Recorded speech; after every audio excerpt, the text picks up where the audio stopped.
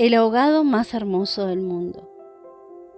Las más porfiadas, que eran las más jóvenes, se mantuvieron con la ilusión de que al ponerle la ropa, tendido entre flores y con unos zapatos de charol, pudiera llamarse Lautaro. Pero fue una ilusión vana. El lienzo resultó escaso, los pantalones mal cortados y peor cosidos le quedaron estrechos, y las fuerzas ocultas de su corazón hacían saltar los botones de la camisa. Después de la medianoche, se adelgazaron los silbidos del viento y el mar cayó en el sopor del miércoles. El silencio acabó con las últimas dudas. Era Esteban.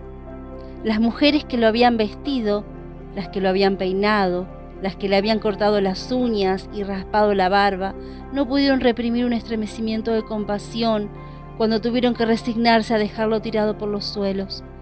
Fue entonces cuando comprendieron cuánto debió haber sido de infeliz con aquel cuerpo descomunal, si hasta después de muerto le estorbaba. Lo vieron condenado en vida a pasar de medio lado por las puertas, a descalabrarse con los travesaños, a permanecer de pie en las visitas sin saber qué hacer con sus piernas. Mientras la dueña de casa buscaba las sillas más resistentes y le suplicaba muerta de miedo: «Siéntese aquí, Esteban, hágame el favor», y él recostado contra las paredes, sonriendo: «No se preocupe, señora, aquí estoy bien, con los talones en carne viva y las espaldas escaldadas de tanto repetir lo mismo en todas las visitas. No se preocupe, señora, así estoy bien, solo para no pasar por la vergüenza de desbaratar la silla y acaso sin haber sabido nunca que quienes lo decían: «No te vayas, Esteban, espérate siquiera hasta que hierva el café», eran los mismos que después susurraban: «Ya se fue el bobo grande. Qué bueno, ya se fue el tonto hermoso». Esto pensaban las mujeres frente al cadáver un poco antes del amanecer. Más tarde, cuando le taparon la cara con un pañuelo para que no le molestara la luz, lo vieron tan muerto para siempre, tan indefenso, tan parecido a sus hombres, que se le abrieron las primeras grietas de lágrimas en el corazón. Fue una de las más jóvenes la que empezó a sollozar. Las otras, asentándose entre sí, pasaron de los suspiros a los lamentos, y mientras más sollozaban, más deseos sentían de llorar, porque el ahogado se les iba volviendo cada vez más Esteban, hasta que lo lloraron tanto que fue el hombre más desvalido de la tierra, el más manso y el más servicial, el pobre Esteban. Así que cuando los hombres volvieron con la noticia de que el ahogado no era tampoco de los pueblos vecinos, ellas sintieron un vacío de júbilo entre lágrimas. «Bendito sea Dios, es nuestro». Los hombres creyeron que aquellos aspavientos no eran más que frivolidades de mujer. Cansados de las tortuosas averiguaciones de la noche, lo único que querían era quitarse de una vez el estorbo del intruso antes que se prendiera el sol de aquel día árido y sin viento. Improvisaron unas angarillas con restos de trincheras y botavaras y las amarraron con las carlingas de altura para que resistieran el peso del cuerpo hasta los acantilados. Pero el mar era manso y pródigo, y todos los hombres cabían en 7 botes. Así que cuando encontraron al ahogado, les bastó con mirarse unos a otros para darse cuenta que estaban completos. Aquella noche no salieron a trabajar en el mar. Mientras los hombres averiguaban si no faltaba alguien en los pueblos vecinos, las mujeres se quedaron cuidando al ahogado. Le quitaron el lodo con tapones de esparto, le desenredaron el cabello, los abrojos submarinos y le rasparon la rémora con fierros de desembarcar pescado. A medida que lo hacían, notaron que su vegetación era de océanos remotos y de aguas profundas, y que sus ropas estaban en piltrafas, como si hubiera navegado entre laberintos de corales. Notaron que sobrellevaba la muerte con altivez, pues no tenía el semblante solitario de otros ahogados del mar, ni tampoco la catadura sórdida y menesterosa de los ahogados fluviales. Pero solamente cuando acabaron de limpiarlo, tuvieron conciencia de la clase de hombre que era, y entonces quedaron sin aliento. No solo el más alto, el más fuerte, el más viril y el mejor armado que habían visto jamás, sino que todavía cuando lo estaban viendo no les cabía en la imaginación. no encontraron en el pueblo una cama bastante grande para tenderlo y una mesa bastante sólida para velarlo. No le vinieron los pantalones de fiesta de los hombres más altos, ni las camisas dominicales de los más corpulentos, ni los zapatos del mejor plantado. Fascinadas por su desproporción y su hermosura, las mujeres decidieron entonces hacer unos pantalones con un buen pedazo de vela cancreja y una camisa de bramante de novia para que pudiera continuar su muerte con dignidad. Mientras cosían sentadas en círculo, contemplando el cadáver entre puntada y puntada, les parecía que el viento no había sido nunca tan tenaz, ni el Caribe había estado nunca tan ansioso como aquella noche, y suponían que esos cambios tenían algo que ver con el muerto. Pensaban que si aquel hombre magnífico hubiera vivido en el pueblo, su casa habría tenido las puertas más anchas, el techo más alto y el piso más firme, y el bastidor de su cama habría sido de cuarenas maestras con pernos de hierro, y su mujer habría sido la más feliz.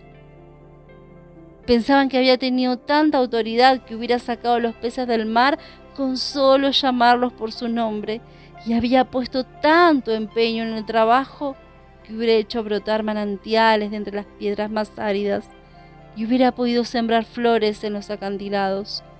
Lo compararon en secreto con sus propios hombres, pensando que no serían capaces de hacer en toda una vida lo que aquel era capaz de hacer en una noche, y terminaron por repudiarlos en el fondo de sus corazones como los seres más escuálidos y mezquinos de la tierra. Andaban extraviadas por esos dédalos de fantasía, cuando las más viejas de las mujeres, que por ser la más vieja había contemplado al ahogado con menos pasión que compasión, suspiró: «Tiene cara de llamarse Esteban». Era verdad. A la mayoría le bastó con mirarlo otra vez para comprender que no podía tener otro nombre. Fue así como le hicieron los funerales más espléndidos que podían concebirse para un ahogado expósito. Algunas mujeres que habían ido a buscar flores en los pueblos vecinos regresaron con otras que no creían lo que les contaban. Y éstas se fueron por más flores cuando vieron al muerto y llevaron más y más, hasta que hubo tantas flores y tanta gente que apenas si se podía caminar. A la última hora le dolió devolverlo a las aguas y eligieron un padre y una madre entre los mejores, y otros se le hicieron hermanos, tíos y primos. Así que a través de él todos los habitantes del pueblo terminaron por ser parientes entre sí. Algunos marineros que oyeron el llanto a la distancia perdieron la certeza del rumbo, y se supo de uno que hizo amarrar al palo mayor recordando antiguas fábulas de sirenas.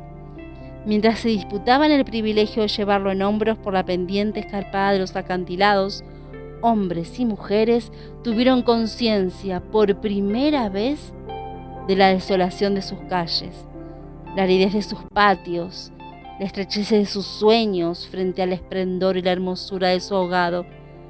Lo soltaron sin ancla para que volviera si quería y cuando lo quisiera, y todos retuvieron el aliento durante la fracción de siglos que demoró la caída del cuerpo hasta el abismo. No tuvieron necesidad de mirarse los unos a los otros para darse cuenta de que ya no estaban completos, ni volverían a estarlo jamás.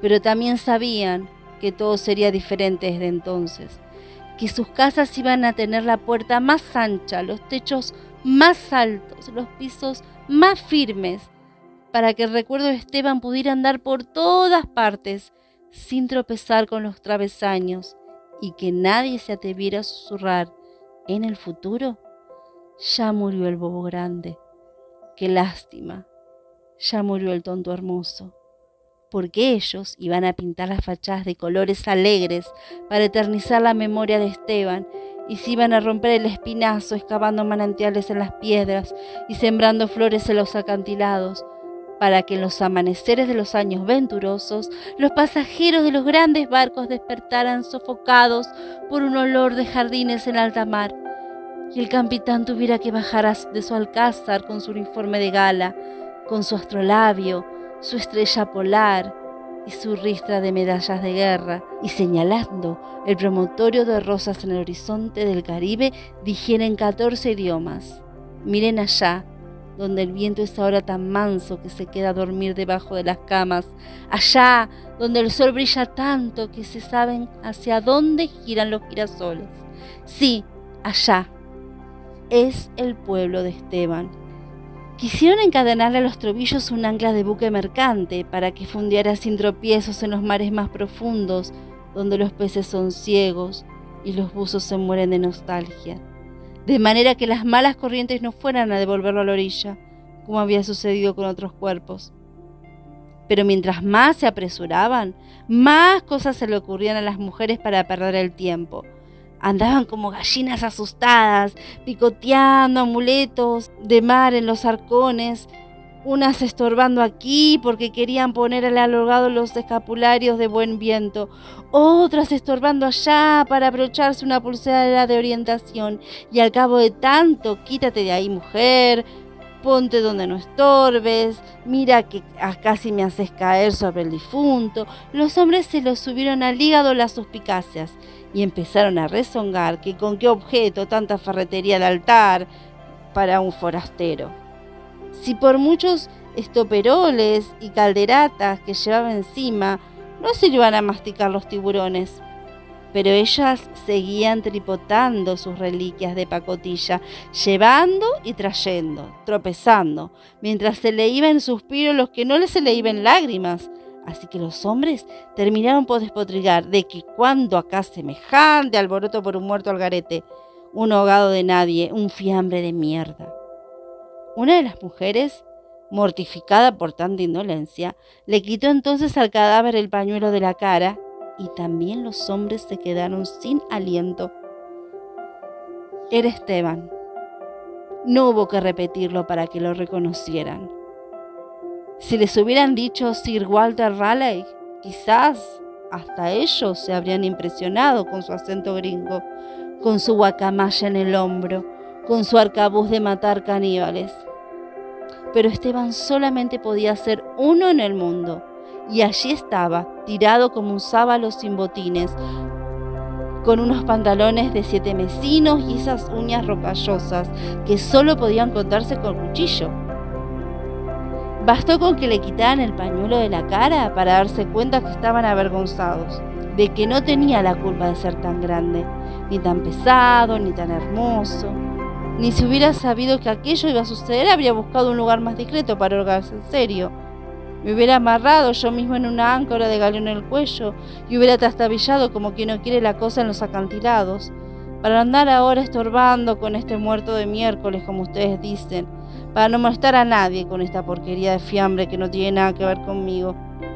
Había tanta verdad en su modo de estar que hasta los hombres más suspicaces, los que sentían amargas las minuciosas noches del mar, temiendo que sus mujeres se cansaran de soñar con ellos para soñar con los ahogados, hasta esos y otros más duros se estremecieron en los tuétanos con la sinceridad de Esteban.